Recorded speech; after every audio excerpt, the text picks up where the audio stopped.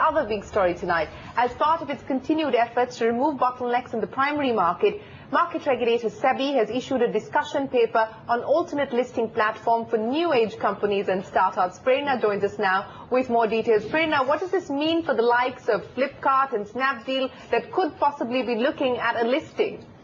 Well, clearly, this is an all-new platform for startups and Flipkart's in order to discourage them from listing overseas. Now, the discussion paper on alternate listing platform proposes that companies in software development and e-commerce and also new age companies having innovative business models will be able to access this alternate trading platform. Also talking about the structure, a company accessing this alternate trading platform cannot have any shareholder owning more than 25% and must be professionally managed. And also the alternate platform will have two types of investors, QIBs that will include family trust and non-institutional investors, with QIBs allotted the majority chunk of 75%. Now the minimum application size is kept at 10 lakh rupees and lock-in is set at 6 months. So clearly the discussion paper aims at carving out a lenient and separate trading platform in order to boost the over 3,000 startups in India who will now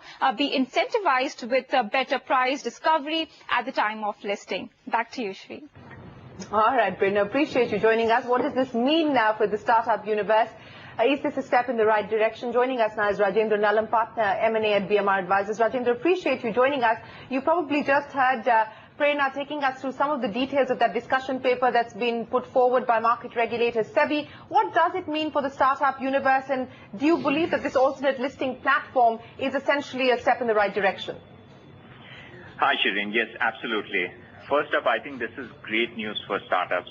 It helps them become more visible. As you know, a number of startups these days, they either look to seed funds or angel investors or friends and family for capital. This essentially helps them become more visible to potential investors, and it helps the entire process of fundraising become far more organized. I think it's also a fitting tribute to the new age businesses, including e-commerce, which are attracting hundreds of millions of dollars as it is anyway. So it only makes sense for the regulator to take a proactive step in this direction, and continuing with their efforts around real estate investment trust, infrastructure investment trust, and so on. The platform for startups sort of completes the value chain, because investors now can either can provide capital to startups, SME sector, as well as fully mature companies. Great. Rajan, let's talk about some of the specifics in terms of the eligibility criteria. The minimum application size is pegged at 10 lakh rupees. The lock-in is set at about 6 months. Two kinds of institutional investors. QIBs will include family trusts and institutional investors, with the QIBs allotted the majority chunk of 75%. What do you make of the details when it comes to the eligibility criteria that the regulator is talking about?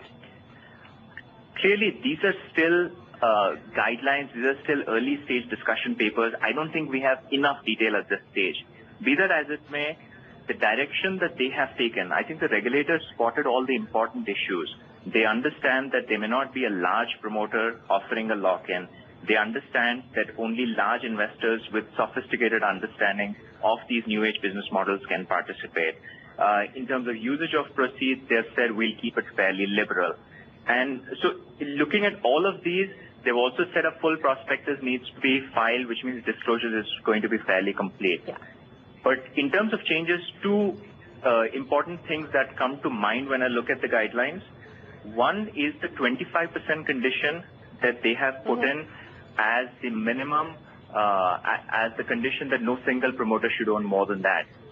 I would imagine that a company which has already been diluted below 25% for the promoters and those acting in concert has probably gone through a few rounds of fundraising already. If that is the case, I don't know if they would need to reach a startup platform for this. The second issue that needs close attention is the fact that a number of investors, particularly at the early stage, come in using convertible instruments, fairly protective rights, and the whole framework of governance.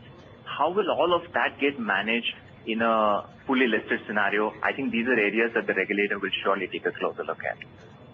Absolutely, and we await those details from the regulator. But thank you very much, Rajendra, for highlighting some of the red flags that we need to watch out for.